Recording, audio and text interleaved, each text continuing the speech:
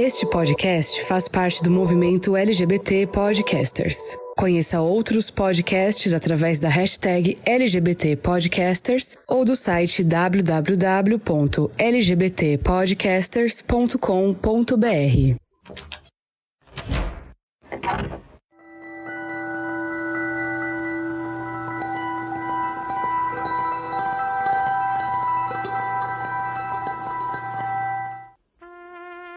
Quando alguma coisa te surpreende, você muitas vezes tem a sensação de que sua vida acaba virando de cabeça para baixo. E poucas coisas têm o poder de fazer isso do que você perder alguém sem esperar.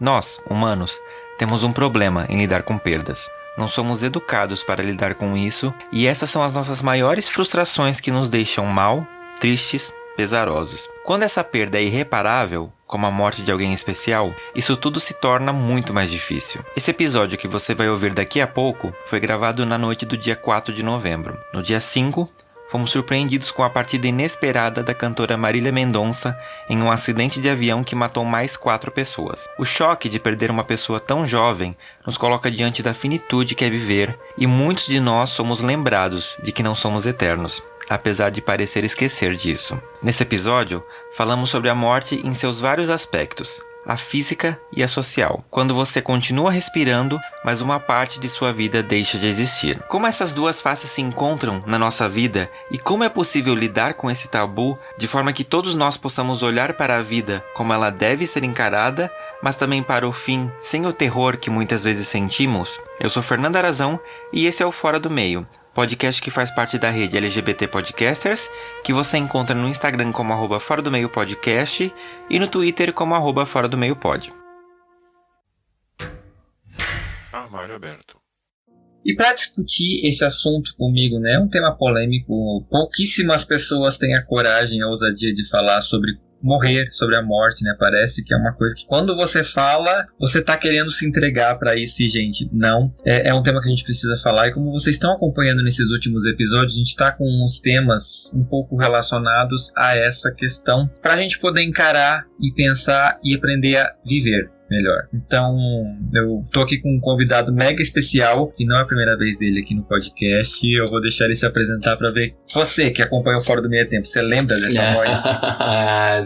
Será-se, né? Fernando, muito obrigado. A terceira vez aqui, é sempre um prazer. É pra quem não me conhece, primeiro vá lá atrás, escute os outros episódios, ou não, mas enfim. Eu sou o Giovanni Oliveira, eu já sou psicólogo clínico há uns anos já. Trabalho especialmente com sexualidade nos seus mais diversos aspectos, desde as disfunções, a baixa libido, identidade de gênero, os relacionamentos, e também gosto muito do assunto de vida e morte, e inclusive porque pessoalmente eu já passei por algumas experiências de perdas, mortes, então é um assunto que tá na minha vida, tanto da parte mais pessoal quanto da parte profissional, clínica, isso tá presente o tempo todo. Sim.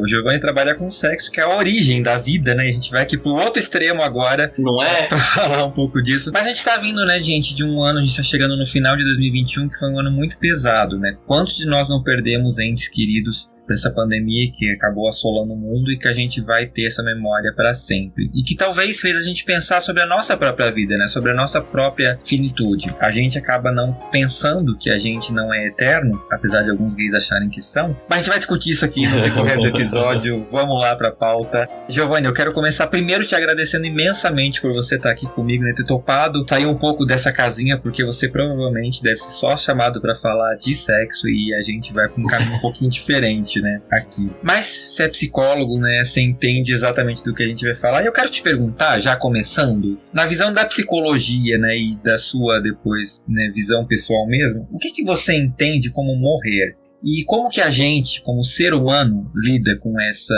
possibilidade? Não é possibilidade, né, com essa certeza. É uma certeza. Um dia, né, vai todo mundo. Exatamente, e é bom você mesmo já ter pontuado isso, porque às vezes a gente fala da possibilidade da morte e do fim. Gente, não é uma possibilidade, é uma certeza, né?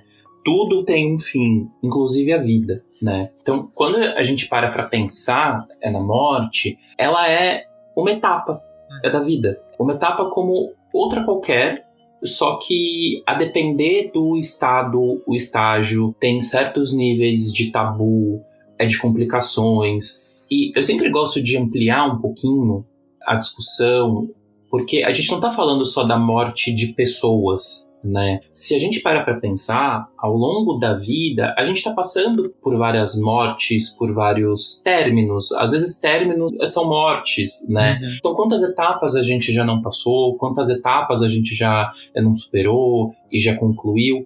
Isso pode ser entendido como uma morte, né? Sim.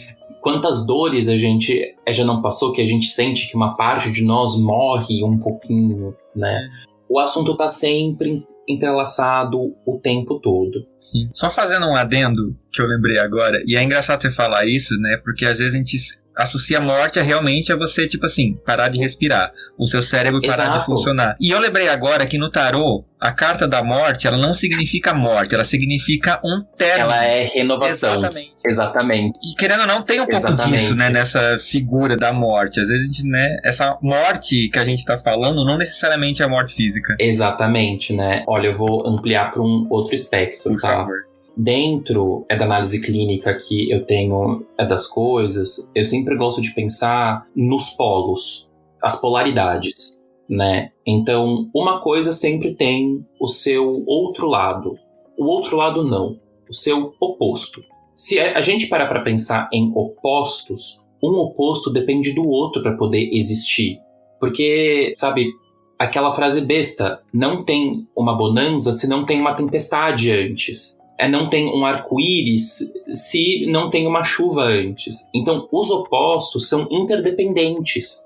Então, vida e morte são interdependentes. Uma coisa depende da outra para poder estar ali e existir. Tem um dos tarôs, eu acho que é o cigano, que a carta da morte, o simbolismo dela é uma foice, né? Mas é uma foice para cortar um pedaço de planta, mato, porque você corta aquilo e vai nascer algo novo. Tem um ciclo para continuar.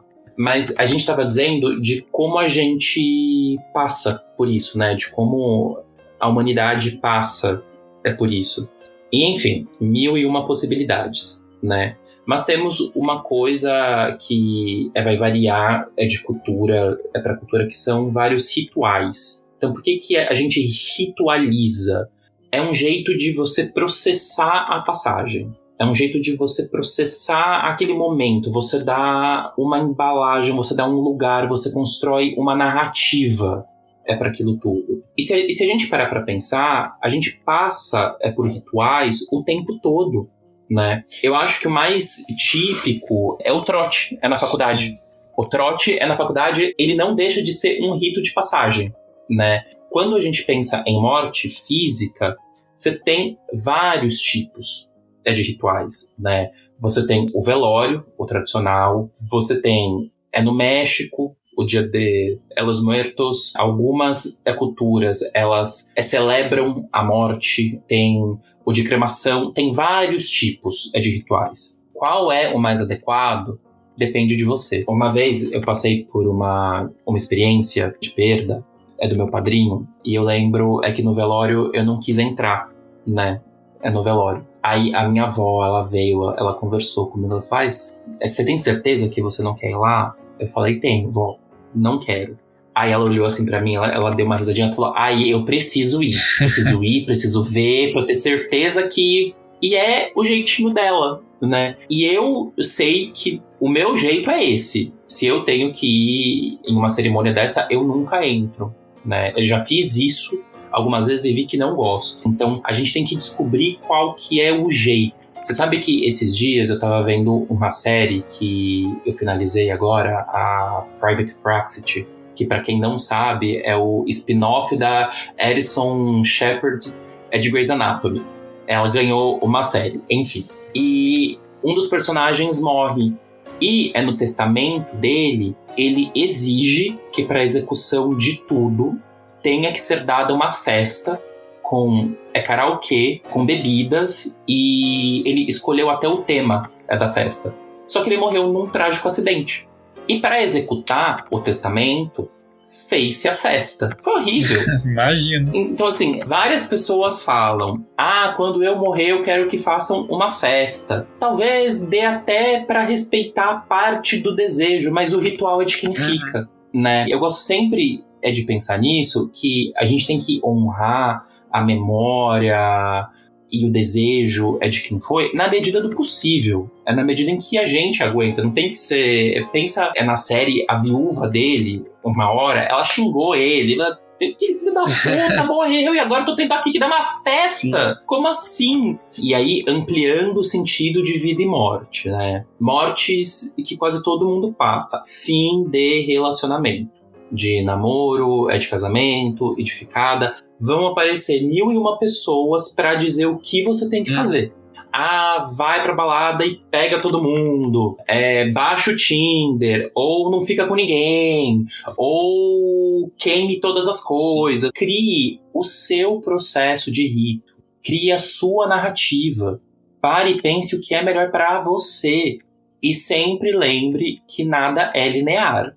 Às vezes a gente vai querer chorar, a gente vai querer xingar, às vezes não, tá tudo bem, entendi, poxa, acho que eu não entendi. E a gente tem que ir respeitando esse processo. E tudo bem se você um dia quiser rir, outro dia quiser chorar, outro dia quiser matar alguém, tá, gente? Faz parte, é isso mesmo. Faz parte. Não, exato. Eu lembrei de um plot, de Grey's Anatomy. Eu gosto muito de usar os exemplos de série, né? Mas que eu lembro que na morte de um personagem-chave, que se vocês assistiram à 6ª temporada, vocês sabem de quem eu estou falando, tem uma personagem que no meio do funeral tem uma crise de riso violenta e todo mundo olha pra cara, tipo, como assim? Ela sai de perto e todo mundo ri junto. Teve outra que, pra processar, ela foi pro sexo, ela transava sem parar, até que depois de uma transa, olhando pro céu, ela fala em voz alta: fulano morreu, né? E aí começa o processamento. Cada um vai vivenciar de uma forma. É engraçado, assim, eu tô lembrando das perdas que eu tive na vida também, e foi muito... As formas como eu reagi, dependendo da pessoa, foi diferente. E é muito isso que você falou, né? A gente tem que aprender a olhar pra gente, às vezes a gente fica querendo, até nessa hora, que não é agradar as outras pessoas, né? E não necessariamente você se respeita. Isso é muito horrível, porque qualquer coisa que te faça não se respeitar é horrível, porque só você sabe exatamente o que você tá passando. E o que você falou, achei interessante, né? Tem gente que é tóxico até depois de morto, né? Porque te obriga a fazer coisas que você não queria. Amei a frase que você falou: gente que é tóxico até depois de morto. Exato.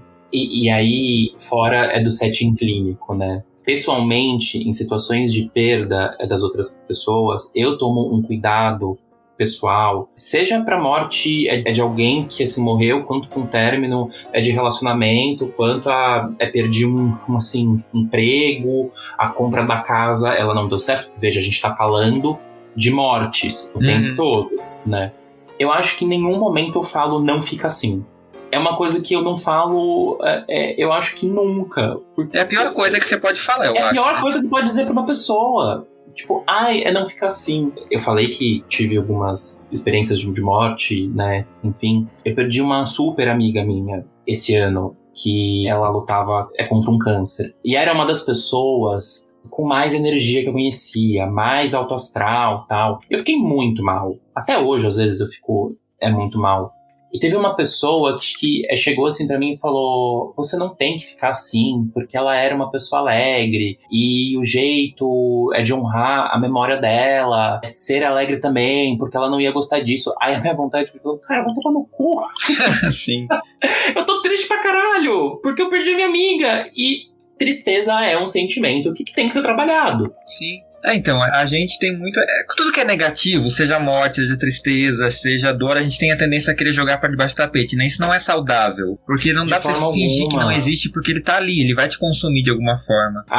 Eu acho ótimo você dizer isso, porque eu vejo com cada vez mais força perguntas e demandas, e pessoas até vindo com umas, entre muitas aspas, soluções. Tipo, como não sentir raiva? Como não sentir tristeza? E E aí eu vejo, tá, gente, pera lá, vamos dar o peso pra cada coisa. Um cenário é você viver com raiva o tempo todo, chutar as coisas, você xinga Deus e o mundo, você nunca tá feliz, você se torna uma pessoa ranzinza, escrota, má. Isso é uma coisa. Outra coisa é você ficar triste o tempo todo e um quadro é mais depressivo. Muito sou fã de comunicação não violenta, mas às vezes as pessoas usam isso pra não sentir raiva, né? E às vezes as pessoas chegam no consultório, do tipo, eu não quero sentir raiva. A primeira coisa é, tá bom, mas você tá sentindo agora? Sim. E não tem como a gente, com estalar de dedos, não pode pim, pronto. Tiramos a raiva com a mão, tiramos a tristeza com a mão. Isso não existe. Esses sentimentos, esses afetos, eles fazem parte do processo psíquico. Eles aparecem por alguma demanda, razão, que ele tá te pedindo elaboração, ele tá te pedindo vivência. Uma coisa é você viver nele o tempo todo, outra coisa é você não querer passar pelo processo. E você sente isso aí porque você tá vivo, né? Então, lide com isso. Exato! Sim, e é bacana a gente estar aqui, né, falando dessa questão de morte, mas a gente tem dois momentos que eu acho que são muito importantes, muito pertinentes, na verdade, a gente comparar. Uma coisa é uma pessoa, né, pensar na sua morte. Às vezes a gente acaba não sendo condicionado a pensar nisso, né, poucas pessoas de fato pensam nisso. Mas existe uma diferença, e eu quero que você me diga se eu estou certo ou errado, Giovanni, como, né, psicólogo. Você pensar em morrer como uma pessoa hétero é completamente diferente de você pensar em morrer como uma pessoa não hétero. Às vezes, principalmente se você for uma pessoa trans, que a gente tem uma expectativa de vida no Brasil de 35 anos, é muito difícil você não pensar nesse assunto, né? Ele tá ali meio presente na sua vida o tempo todo. Quando a gente é um gay afeminado que vai sair na rua, vai numa balada, você acaba, às vezes, se confrontando com essa possibilidade, porque você não sabe quem você vai encontrar no caminho, né? A gente acabou de ter um episódio sobre homofobia, que é justamente para poder acender essa luzinha na nossa cabeça, então não dá para comparar, né? A visão que a população LGBT tem sobre morrer é um pouco diferente. Eu acho que sim e acho que não, né? A parte do não, eu adianto já, que é a coisa do não pensa nisso, né? Porque isso tá presente em todo canto. Né? Deixa isso pra lá, não pensa nisso. Ai, que bad! Vamos animar isso aqui. Para, você tá estragando o clima. Né? Sim. Mas, com certeza, a forma de pensar e de considerar a morte é bem diferente. Né? Porque você pra pensar que, claro, todos nós estamos sujeitos aos acidentes, que são casuais. Né? Então, acidente de trânsito, caiu na rua, aconteceu alguma coisa. Esse é o casual. Agora, é diferente você pensar que você pode estar andando na rua e pela sua aparência, ou por quem você é de mão dadas, ou por quem você beijou, você pode ser espancado. Você pode sofrer um atentado. É diferente você pensar 2 vezes se na porta da sua casa você vai pôr um enfeite, um adorno que remeta à tua identidade de gênero, orientação, sabendo que você pode sofrer um atentado. Mas mandar uma carta. Mas isso. Você chama isso de um atentado? Eu chamo isso de um atentado, sim. Sem a menor sombra de dúvidas. É algo que chega na porta da casa da pessoa, né? É algo que a pessoa tem que pensar 2 vezes como ela se comporta, quem ela beija, se ela não beija, se ela dá, é a mão ou não. Então pensar na morte, e aí a gente vai olhar para várias camadas, né? Porque quando a gente pensa, por exemplo, em São Paulo, o homem gay que tá ali no circuito centro tem os seus perigos, mas vai pensar na morte de um jeito muito diferente do que o gay, preto e afeminado que tá no fundão da Zona Leste. Que vai ter vários outros desafios e demandas que o contexto vai colocar para ele, né? E que vai atravessar a sexualidade também, né? As pessoas trans, então, meu Deus, eu não tenho palavras. A gente vive em um país em que a expectativa de vida é de 35 anos, né? E pensa o quanto que essas pessoas, ao longo da sua história, vão vendo seus amigos partirem. Vão vendo as pessoas próximas partirem, e não de causas naturais, mas de causas violentas. Assassinatos, espancamentos, a sensação do perigo, né? E isso traz uma sensação da morte próxima, mas no sentido quase que banal. É da vida que perde o valor. Não do deixa eu entender esse contexto, né? É a morte andando ao lado. E, de novo, vamos amplificar o tema. Não é só a morte física. A gente está falando da morte, das relações, a perda do acesso aos espaços, né? Quantas vezes uma pessoa trans, ao assumir, ao afirmar a identidade de gênero dela, não perde acesso ao trabalho, à educação, à família. A gente está falando de um tipo de morte, sim. Quantas vezes uma pessoa gay, ao afirmar quem ela é, perde o acesso, às vezes também à família, à casa, a muitos amigos. Então, a morte está atravessando o tempo todo, né? A perda atravessa o tempo todo. Também a luz no fim do túnel, né? É difícil, a gente vê que, especialmente entre as pessoas trans, infelizmente ainda, a maioria não é simples, né? Mas, de novo, pensando, morte para vir algo novo, né? Se há alguma perda porque você está afirmando quem você é, essa perda abre espaço para quem você quer que venha à tona. Seja a identidade de gênero e a sexualidade. E eu acho incrível a gente pensar isso porque a gente acaba se matando aos poucos também quando você, por exemplo, é um adolescente ou até um adulto mesmo, dependendo da situação que você está na sociedade, quando você escolhe não se assumir, ou quando uma pessoa trans escolhe não se vestir do jeito que ela se sente mais confortável, mas sim, né, do jeito que a sociedade espera que ela seja vista, ela tá se matando aos poucos, né, porque ela tá matando um traço dela, tá colocando lá no fundinho do baú para o que a sociedade não permite que ela viva plenamente. E isso é muito louco, né? Eu entendo o que você diz por estar matando, né? Só que eu acho que quando a gente fala que tá matando, é porque a gente tem a ideia de que esse traço pode morrer um dia. Eu particularmente não acho. Eu acho que quando entra nesse caminho, a gente está torturando um aspecto nosso, a gente está sufocando, a gente está fazendo ele agonizar ali, agoniar, de dor, né? Porque esse aspecto, esse traço, vai morrer com a gente. O que eu tô falando matar, desculpa, eu acho que não ficou claro. Mas é no sentido assim que você perde esse tempo, né? Você perde essa... Não, sim, mas eu entendi o que você quis dizer exatamente. É uma coisa que não vai voltar. Eu olho muito pra trás e eu vejo muito isso, assim.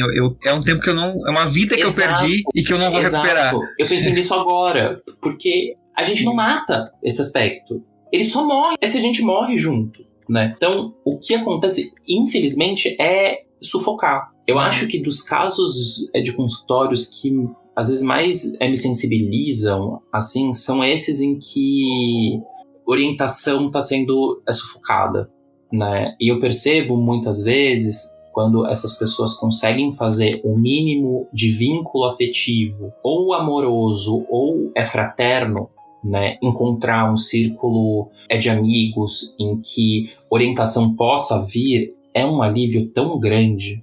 Mesmo sendo longe do ideal, né, do ter a vida social constante, mas é um alívio tão grande que eu fico aliviado junto com a pessoa que tá ali, porque é de fato muito sufocante. Não, eu enxergo esse momento, fazendo de novo essa analogia com a vida e morte, no mito da Fênix, né, que ela morre e ela renasce mais bonita, mais poderosa, mais maravilhosa, porque eu enxergo que esse momento é isso, é onde você de fato nasce de novo com a sua cara, com a sua... com você. Exato. Mesmo, eu acho que isso que é o mais... Exato, eu gosto muito de pensar nessa figura da Fênix, especialmente para as pessoas trans. Quando se passa por todo o processo de transição, de gênero, autoimagem, voz, corpo, nome, é literalmente um renascimento, né? Tem uma parte da história que está sendo concluída ali, para nascer outra persona. Eu acho esse símbolo da Fênix super cabível. Não, é muito... bacana a gente pensar nisso. E é... Gente,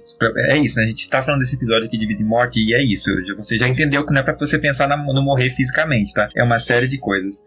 E é bacana a gente olhar, né, pra esse aspecto, porque eu garanto que muita gente não pensa nisso, né? Nesses outros aspectos, porque justamente não tá inserido dentro desse contexto. E o lidar com a própria morte, a gente quando alguém fala, tipo assim, imagina, você tá de boa na rua, alguém olha pra você e diz, você vai morrer. A pessoa dá um choque, você fica tipo assim, meu Deus, como assim? Eu vou saber quando. Exato, tipo assim, não vou sair mais de casa, né? Premonição, gente. E na sua vivência de consultório, essa questão do viver bem e o viver mal, influencia nesse momento? Você acha que isso, quanto melhor você vive bem consigo mesmo e com as pessoas ao redor, facilita nessa hora? Eu preciso que você explique um pouco mais a pergunta. Que coisa estranha falar facilita, sim, mas é porque é muito complicado, né? Mas como assim o viver bem e viver mal? Porque é uma coisa assim, eu pesquisei muito pra fazer esse episódio e eu vejo muita galera falando quantas vezes, quando a pessoa tem uma vida cheia de questões, às vezes quando ela tá num leito de morte, o se desligar de tudo isso é um peso, assim, parece uma dificuldade da pessoa conseguir. Eu tenho um paciente que às vezes eu falo com ele que um dos maiores desafios que ele tem é lidar com o processo dele, com o próprio processo psíquico. E por que eu falo isso? Às vezes ele passa por um período mais turbulento, ele acha que tá tudo um caos na vida dele.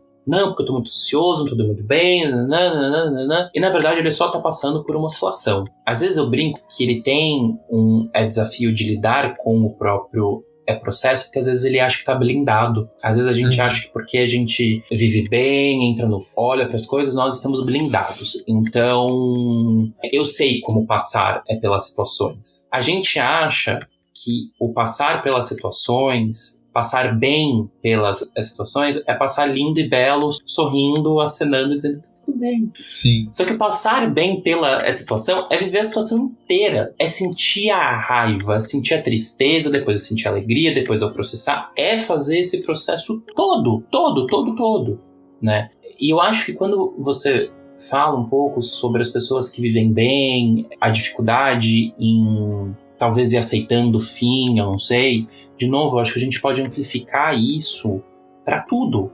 Acho que vale a gente pensar como que a pessoa em questão, como que a gente mesmo, lida com as coisas que acontecem na nossa vida. Desde o estresse na fila, na padaria, até a dificuldade em concluir um projeto, em ter uma conversa difícil para resolver uma relação, seja um namoro, uma amizade, um entrave um pouco mais familiar, mas, de novo, sem polarizar. Acho que foi na semana passada. Um paciente meu teve um dia de cão. Aí, na fila do supermercado, num calor de momento, ele discutiu com uma pessoa, uma discussãozinha besta. E aquilo virou um peso tão grande.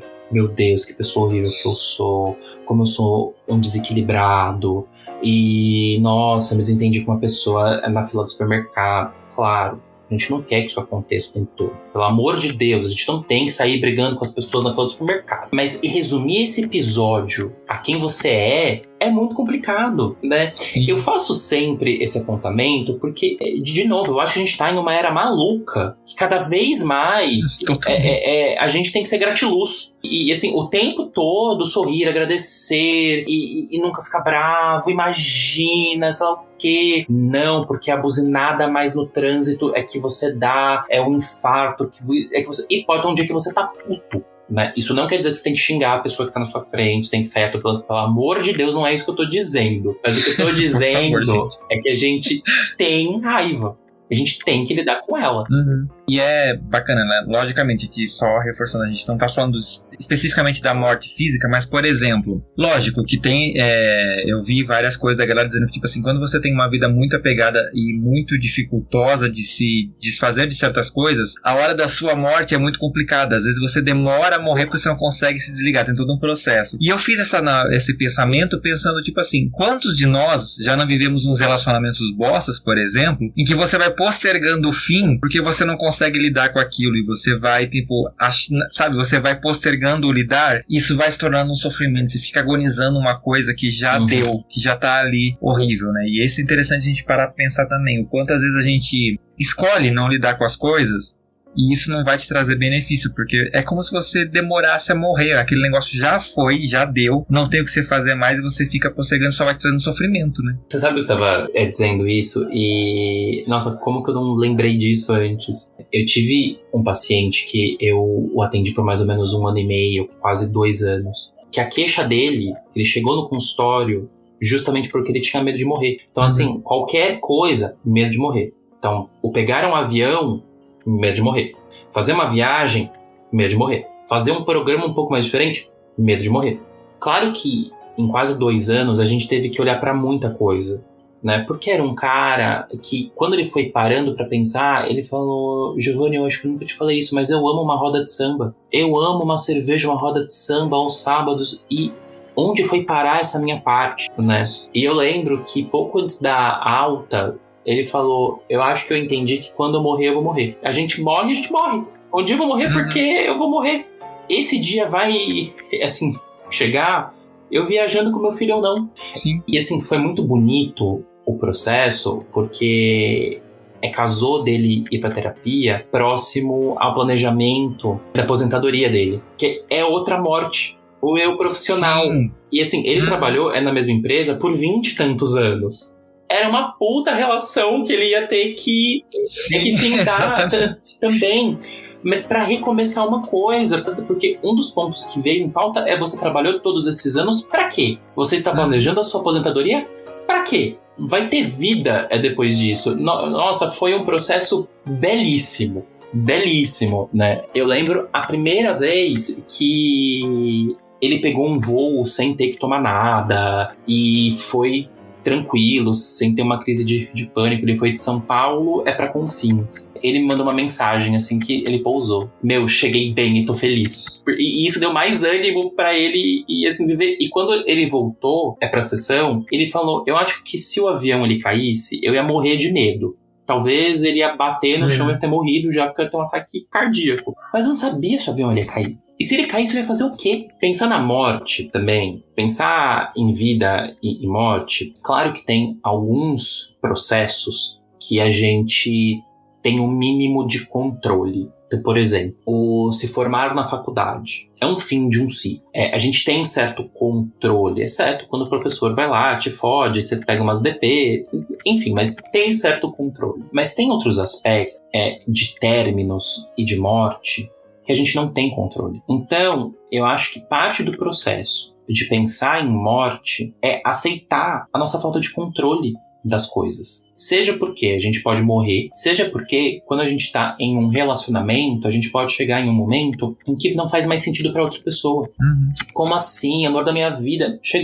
Aconteceu um processo que dificilmente acontece do dia para a noite. A gente vai percebendo as coisas que estão acontecendo que não faz mais sentido. Então, parte do pensar e conseguir lidar com vida e morte também é olhar para si e aceitar a falta de controle que a gente tem na vida. Porque a gente não controla. Porque a gente acha que a gente pode pegar o celular agora, pedir um carro, pedir uma comida, comprar uma passagem aérea, fazer 1001 coisas que estão na palma da nossa mão. Querido, o controle é limitado.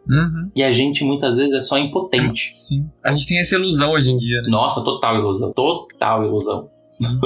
Não, é um fato. A gente tá, né, justamente nessa sociedade que te dá acesso a tanta coisa, né? Você, como você falou, com o celular consegue fazer milhares de coisas e acha que você tá no controle de tudo da sua vida. Gente, a gente não consegue ter o controle nem da data que eu vou lançar o podcast, que dirá o controle da nossa vida. Mas tudo bem. Há pouco tempo o Facebook saiu do ar. Teve gente que perdeu grana porque trabalha com Instagram, WhatsApp. Cadê o controle? Não tem. Exatamente. Uma empresa enorme, né? Então. E uma coisa que eu vejo muito hoje em dia, né? Agora mudando um pouquinho o assunto. Assim, a gente quando fala de morte, a gente tem esses dois momentos, né? A gente tem esse tabu que tipo, nossa, não vou falar sobre isso, não quero falar sobre isso, Deus me livre, guarde, etc e tal. E tem um momento que a gente banaliza isso também, né? Em que a gente vê em por exemplo, uma pessoa, né, Brasil, de Bolsonaro, passando fome e a gente acaba, às vezes, olhando aquilo e dizendo, tipo assim, tá bom, não é comigo. Ou então, quando uma pessoa num estágio mental de sofrimento está ali ameaçando se jogar de uma ponte, a gente transforma aquilo num circo, a gente pega o celular para filmar e etc e tal. E a gente vê isso em programas de televisão, né, sensacionalistas, e a gente acaba jogando a ideia da morte numa figura rasa também, né? E isso não é legal pra gente também pensar, porque, por exemplo, quando a gente olha, por exemplo, uma figura de uma pessoa trans sendo espancada, um vídeo que tá circulando na internet, e você olha para aquilo e pensa, é uma pessoa trans, não é comigo. Mas alguém tá vendo aquilo e tá sentindo aquela dor. É perigoso a gente fazer isso, né? Não dá o peso real que aquilo tem. Fernando, dá pra gente olhar por tantos lados pra isso que você tá dizendo.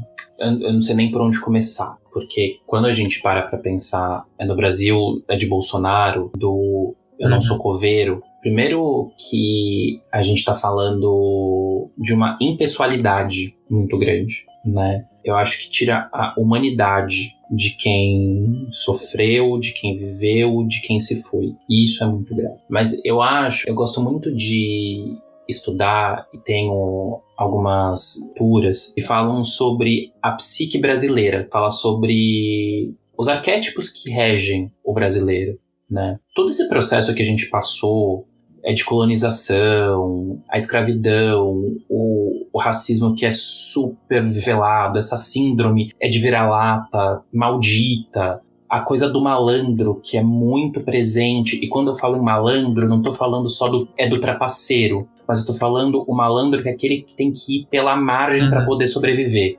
É aquele que tem que ser safo. Isso tudo faz um mix tão grande na nossa psique, que fala como a gente vai se comportar socialmente, também psicologicamente, enquanto nação, né, que é muito fragmentada, que eu acho que isso contribui para essa banalização. Porque, ao mesmo tempo, querido, eu sinto muito, mas eu tenho que correr para comprar meu pão. Eu sinto muito, mas assim, a vida não para. Ou pior, né? Eu sinto muito, mas eu tenho que fazer um teste aqui no medicamento com um monte de gente internada no meu hospital. Tipo, se morrer, tudo bem. Exatamente.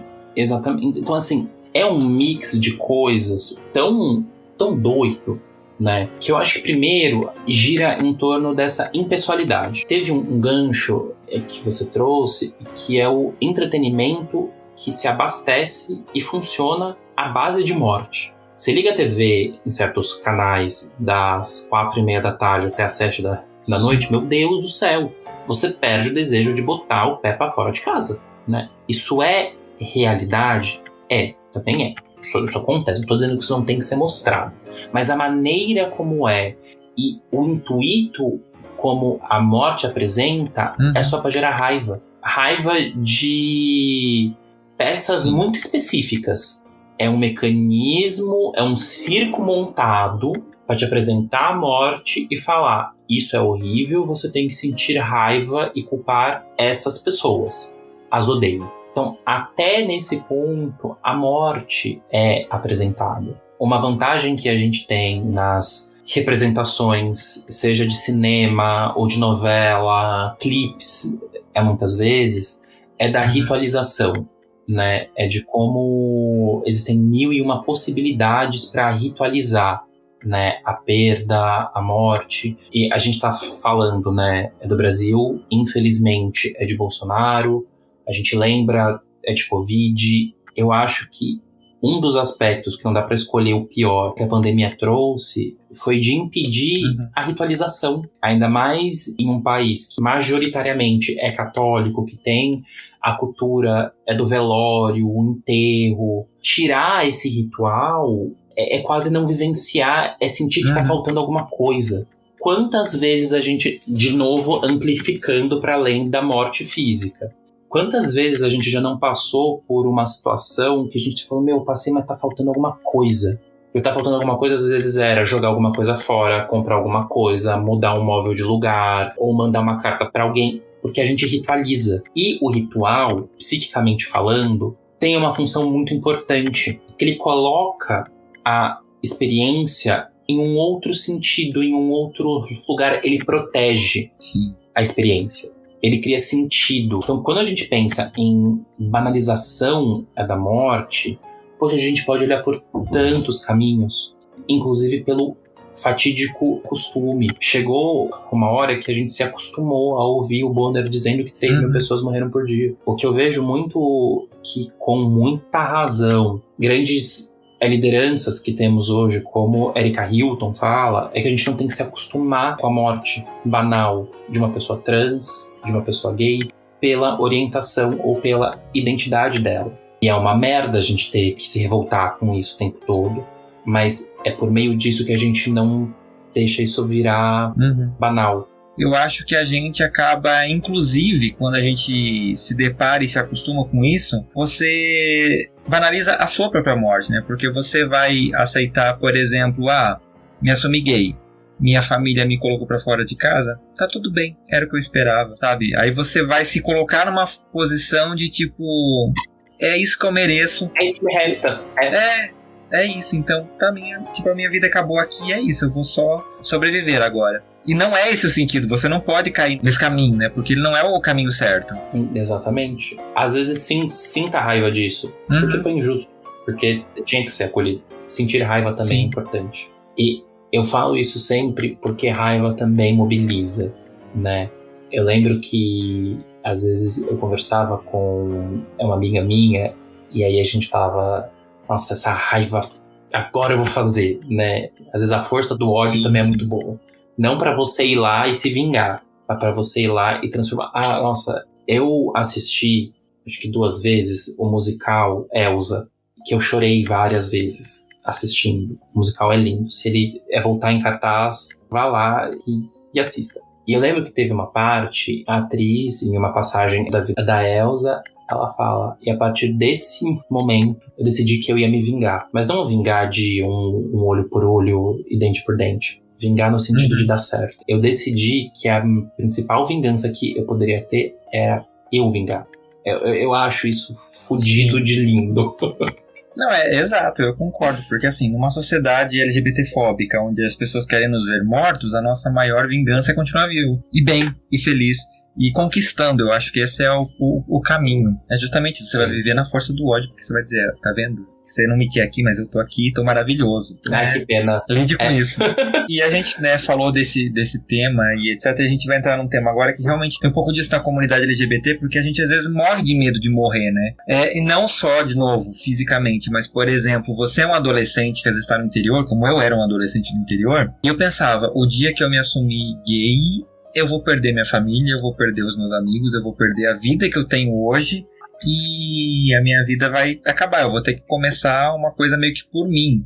É uma morte social, né? Você vislumbra isso, né? Como uma certeza, às vezes, da sua vida. Que, tipo, sua vida vai acabar ali e você não sabe o que vem na sequência. Que é exatamente o nosso conceito de morrer, né? A gente sabe que a gente vai morrer, a gente não sabe o que acontece depois. Então, a gente tem um pouco disso, esse medo de perder a vida estando vivo. E isso afeta muito a saúde mental das pessoas LGBTs, né? Lógico, para quem vive num grande centro, às vezes muito diferente de quem vive no interior. Como que você enxerga isso? Eu acho que em graus diferentes, sim, a depender da região do Brasil, do estado e da cidade. Mas a gente tem como dado, claro, que os índices tanto de ansiedade e de depressão na população LGBTQIA+, é muito maior do que é na população. A gente pode fazer várias leituras. Aqui a gente pode trazer para cá, no sentido amplificado, é justamente o receio de qual morte que eu vou ter, né? Porque o se assumir muitas vezes implica em várias mortes. E a gente espera por ela. É muito engraçado, porque a gente nunca põe esse nome. Mas muitas vezes, as pessoas para quem a gente conta usam esse nome pra gente. Quantas pessoas não assim disseram, meu filho morreu, a pessoa que eu conheço, ela não existe mais. A ideia da morte sempre esteve presente. Só que ainda tem uma pessoa ali. Talvez não a que você idealizou, mas ainda tem uma pessoa ali. Eu penso muito nesse aspecto simbólico de morte como perda de algumas coisas. Eu começo a ver, num movimento mais leve, que a geração que tá vindo tá conseguindo lidar pelo menos entre si de uma forma mais leve. Mas ainda é um movimento conservador muito forte, ainda tem muito o que caminhar. muito, muito, muito que caminha. Eu lembro uma conversa com a Ana Canosa, uma psicóloga incrível que eu admiro muito, que tem anos de experiência clínica. Eu lembro que em 2019 ou 2020 a gente fez a pergunta para ela, né? Nesses mais de 20, 30 anos em trabalho, em consultório e com sexualidade, o que ainda acontece que você achou que ia ter mudado já? Ela falou duas coisas. Primeiro, o aborto. E ela falou que, em segundo, sexualidade. Que às vezes ela fala, tipo, porque fulano é gay, e às vezes ela fala que eu acabo de falar, tipo, ainda nessa puta que pariu, ainda nessa, né? E infelizmente parece que talvez ainda teremos mais alguns anos, mas eu acho que todo passo dado à frente a gente não volta mais. Passos importantes estão sendo dados. E é importante, né? Gente, é horrível falar isso, né? Infelizmente a gente passa por esse momento, nem todo mundo, né? Felizmente, mas ainda tem muitos lugares em que essa cultura conservadora é tão forte e você se prepara, né, pra perder sua família, se prepara pra perder seus amigos e encara esse momento como uma morte mesmo. O meu único conselho que eu posso dar pra você é isso: procure algum tipo de ajuda, porque isso vai, até apoio nesse momento vai fazer diferença, né, pra você, porque a gente já falou disso em alguns episódios passados, mas às vezes, né, a sua família que você ama, porque você é condicionado a amar, né? A gente aprende na sociedade que a nossa família é a nossa base, às vezes ela não é pra você, no sentido de que ela não vai te dar o suporte que você precisa. E a gente tem que desmistificar um pouquinho isso, de achar que a gente tem que contar com a família pra tudo. Às vezes a família vai te fazer mais mal do que bem, e tá tudo bem você abrir mão disso em prol de você, da sua saúde mental. Pelo bem da tua saúde, pelo bem da tua integridade. Exato. E Giovanni, pra gente encerrar, a gente vai entrar no último tópico agora, que é muito presente, né, na comunidade LGBTQIA+, principalmente na letra G. A gente, como homens gays, a gente morre de medo de morrer. No sentido de que ficar velho, ficar... Nossa, imagina, você perder essa imagem do jovem, tanto que a gente tem essa, abre aspas, brincadeira, né, no mundo gay, que você fez 30 anos, você já tá velho, né? Já virou kakura, etc e tal. Então a sua vida acabou. Um paciente meu, ele fez 30, ele falou, em anos gays eu tenho 50. Exato. Como que a gente, como homens gays, agora falando especificamente, né, tem essa... Como que a gente lida com isso? A gente lida bem com a ideia da morte, de ficar velho, de chegar ao fim? De jeito nenhum. De jeito nenhum. Olha, as bichas têm que melhorar muito nesse aspecto. Muito, muito, muito mesmo. E por que a gente é assim? O que você acha que rola na nossa cabeça? Fernando, não sei. Eu acho que é pergunta de $1 milhão, sabe? E a gente pode pensar junto aqui em várias coisas, mas... Você sabe que isso me faz pensar, às vezes, tem um aspecto do homem de uma forma mais geral também. E às vezes a gente vê isso muito no homem hétero. É presente também. Não no sentido de evitar a idade, mas do sempre passar um pano. Vou dar um exemplo clássico. O Neymar, não sei mais quantos anos ele tem, ele ainda é chamado de menino Neymar. Sim. Quantas cagadas ele já não fez, que tudo, é o moleque, o menino. Então assim, eu acho que tem uma coisa anterior que é do homem. Às vezes numa dificuldade em amadurecer. Se tratando de homens gays, eu vejo muitos cenários em prática clínica. Às vezes eu vejo que o amadurecimento emocional, ele não caminha junto. Então a pessoa amadurece emocionalmente e psiquicamente, mas ela ainda mantém aquela coisa do fisicamente, eu não posso envelhecer. E tem casos em que também não tem evolução. Então a pessoa quer manter a imagem, mas também quer se manter. E aí eu acho que a gente tá falando de rito, de vida e de morte. Porque tem algumas partes da vida que não é que elas morrem, mas elas vão passando, né? A adolescência passa, a fase dos 20 e tantos passa, e aqui eu não estou, pelo amor de Deus, eu não estou querendo dizer que tem uma regrinha, do by the book, que dos 20 ao 30 você tem que viver isso, e dos 30 ao 40, mas tem coisa que fica muito deslocada, e a gente percebe, e não é que a gente percebe porque socialmente é deslocado. Às vezes também mas psiquicamente, funcionalmente, afetivamente, as pessoas ao redor vão perceber. Elas vão sentir que tem algo ali que está desencaixado. Parte disso, eu também... E aí é uma interpretação minha, tá? Eu acho que tem uma sombra sobre envelhecer gay, a terceira idade gay. A gente não vê. Quer dizer, eles existem. Existem idosos gays. Idosos mesmo, tá, gente? Não tô falando de uma bicha de 35 anos, não. Tô falando de idoso. Sim. De, assim, 65 anos é pra frente. Essas pessoas existem. Parte do se manter jovem tem toda a questão do ecutar o corpo, do tá fora do, assim, padrão, que a gente é envenenado por isso o tempo todo. Isso também existe. Mas aí, uma interpretação minha, eu acho que também nunca teve espaço para se chegar à terceira idade como LGBT, Sim. como homem gay. Então não tem referência. Nenhum. Como que você se torna uma pessoa mais velha? Como que você amadurece sem referência? Então eu acho que isso também pesa na não normalização. Mas a gente tem que discutir tantas outras coisas entre o comportamento do homem gay, porque, de novo, se cuidar é uma coisa. Agora, aquele pânico absurdo do meu Deus do céu. E assim, não é que eu tô cantando uma vantagem minha, ou dizendo que, enfim, eu tenho 30 anos. E quando eu fiz 30 anos, muitas pessoas falaram, e aí, meu Deus, os 30, e abre uma crise. Os temidos 30, né? Eu falei, olha, claro que, 30, idade cheia, né, bate um negócio, mas eu acho que não vivenciei essa puta crise dos 30, porque eu acho que tudo tá tão dentro do processo. Cheguei aos 30 porque eu tinha 29, e porque eu tinha 28, e em dezembro eu vou fazer 31, e tenho aqui alguns fios brancos porque meu pai era grisalho com 20, e porque eu moro no Brasil em 2021, então claro que eu vou ter cabelo branco. Exato, né?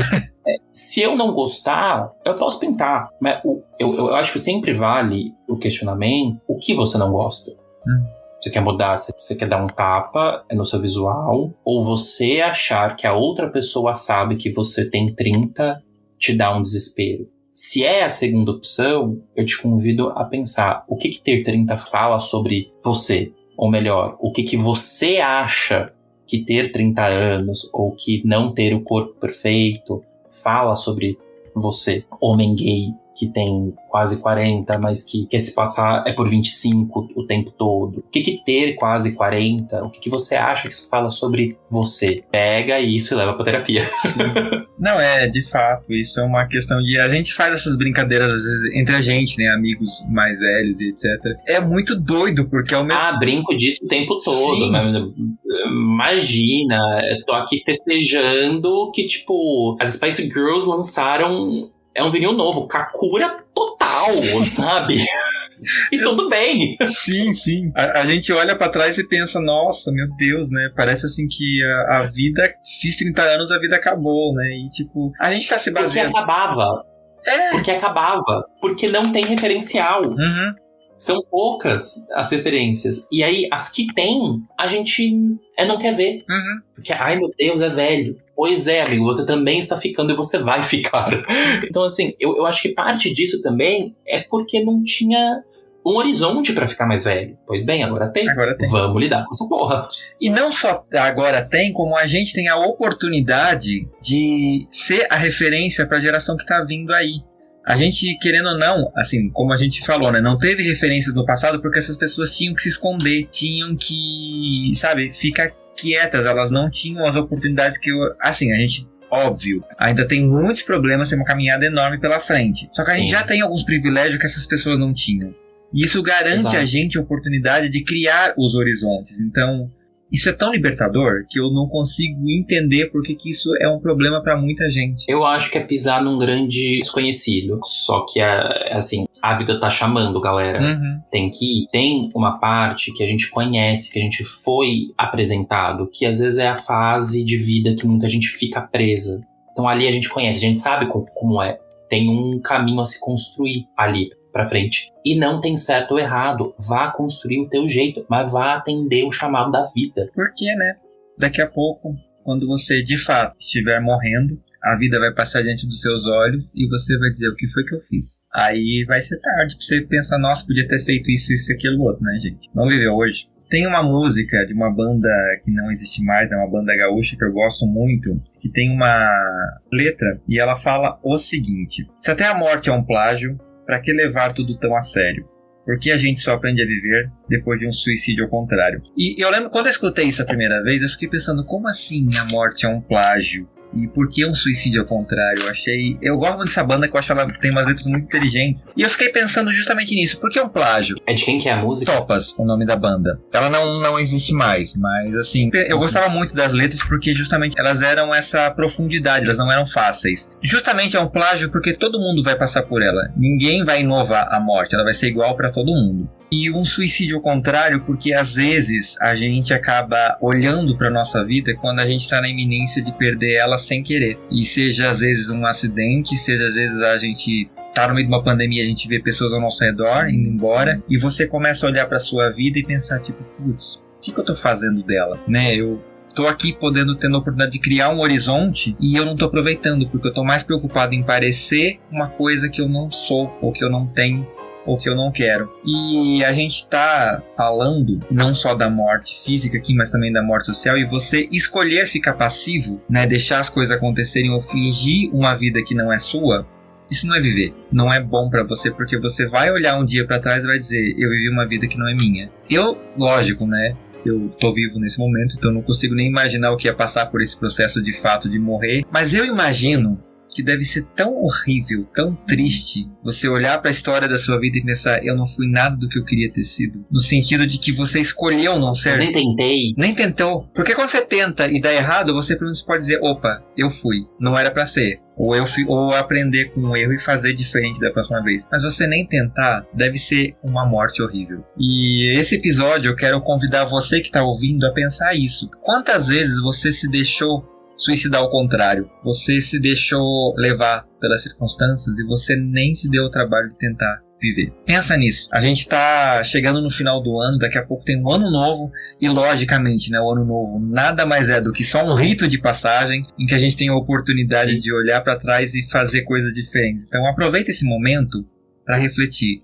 Você tá vivendo de verdade? Você tá orgulhoso da vida que você tem? Se não, o que você pode fazer para transformar, para pegar lá a ideia da morte da carta do tarô e transformar nisso uma coisa muito legal? Pensa nisso. Se joga. E no Se Joga desse episódio eu vou indicar duas coisas, né? Eu raramente indico duas coisas, mas é que hoje eu acho que o episódio pede isso, e eu tenho espaço, né? Um convidado só. Duas coisas. A primeira é um episódio de um podcast que eu gosto muito, que é o Alô Ciência, e eles, né, são biólogos na maioria, mas eles fizeram um episódio muito bacana para falar sobre morte, de um aspecto que eu achei muito interessante quando eu ouvi, porque pegou várias dessas coisinhas que às vezes a gente não aprofundou muito aqui. Então, se é um tema que te interessa, vá atrás. O episódio 52, Por que falar sobre morte? É um episódio que eu gosto muito. E outra indicação é um livro que eu recebi da nossa parceria com a Companhia de Letras, da Letícia Lanz. O livro se chama A Construção de Mim Mesma, uma história de transição de gênero, que a gente falou um pouquinho agora há pouco, né, sobre o quanto isso pode representar uma mudança, né, uma transformação e uma morte, por que não? E a Letícia, ela é psicanalista e ela é palestrante, e olha só que história sensacional. É casada, mãe de 3 filhos, tem 5 netos, e ela fala que ela passou a vida dela se montando e desmontando e remontando e desmontando até completar o quebra-cabeça para se entender. E ela se entendeu como uma pessoa trans. Sabe aonde? Na cama de uma UTI depois de um infarto. Ou seja, ela teve que ter uma quase morte, né, um suicídio ao contrário, para poder olhar para a vida dela. E às vezes a gente acaba tendo que ter esses choques, como eu já falei antes, né, para poder olhar para nossa própria vida. Então, esse livro é um livro sensacional para a gente repensar algumas coisas. Lógico, aqui ela tá contando a história dela, né, como uma transição de gênero, mas às vezes o que você precisa é transicionar a sua vida, o seu relacionamento, o seu trabalho, várias coisas. Então aproveita esse livro e reflete um pouquinho na sua vida. Giovanni, o que você deixa de lição de casa para a audiência do Fora do Meio? Putz, eu tentei pensar em filme, série. Tá bom, eu vou indicar esse filme. É que eu detesto, às vezes, assim, eu também estudo o HIV, etc. Todas essas produções que envolvem HIV, morte, às vezes elas me cansam. Mas tem um filme que eu gosto muito, que é Holding the Man, que é baseado em uma história que aconteceu mesmo. É uma biografia muito bonita, tem uma trilha sonora incrível e gosto muito desse filme. Estava na Netflix, não sei se está mais, mas enfim, os torrents estão aí. E eu tenho uma coleção de músicas que me ensinaram a lidar com processos de perda, né? 2 que me vêm à cabeça, mas uma para mim é importantíssima, que é Little Dreamer, da Christina Aguilera, uma faixa bônus do Bionic, mas que é uma música belíssima, com uma letra incrível, e é Por Perto, é do Pato Fu, que é uma das bandas que eu mais gosto e que traz uma letra muito linda. Então eu deixo essas 3 dicas, um filme e 2 músicas. E Fernando, muito obrigado. Quem quiser entrar em contato comigo, Giovanni Psico. Ainda estou ensaiando por algum tipo de conteúdo, mas pode entrar em contato, a gente assim se fala, e é isso. E sempre precisar, eu sou super atirado, então me chama que eu volto. Não, por favor, com certeza. Você é um dos caras que eu gosto muito de chamar aqui, porque eu acho que você fala a nossa linguagem. Eu gosto muito de conversar com você. E isso pra mim é sensacional. Os episódios que a gente gravou no ano passado, um com o Vitor do The Sex também, foi sensacional. Uns episódios que eu tenho muito carinho. De verdade, assim, eu tô aqui com o coração quentinho pela sua presença. 3ª vez, eu espero que a gente consiga dobrar essa meta. Por favor. Por favor. Volte sempre. E obrigado, de coração, por estar aqui comigo, né, dividindo um pouquinho da sua experiência, da sua vivência com os ouvintes do Fora do Meio. Querido ouvinte, se você ainda não segue a gente, segue lá no Instagram, no @Fora do Meio Podcast. Tem o Twitter também, @Fora do Meio Pod. Vem interagir com a gente no nosso grupo do Telegram, né?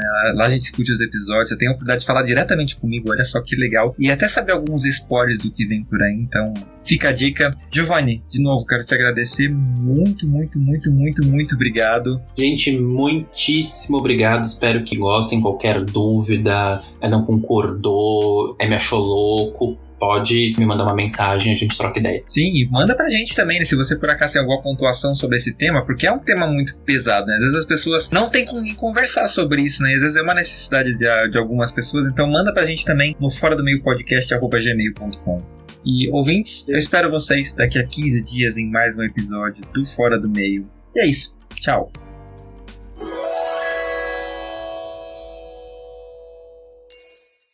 Este podcast faz parte da Podcast. Conheça os demais programas da rede acessando podcast.com.br.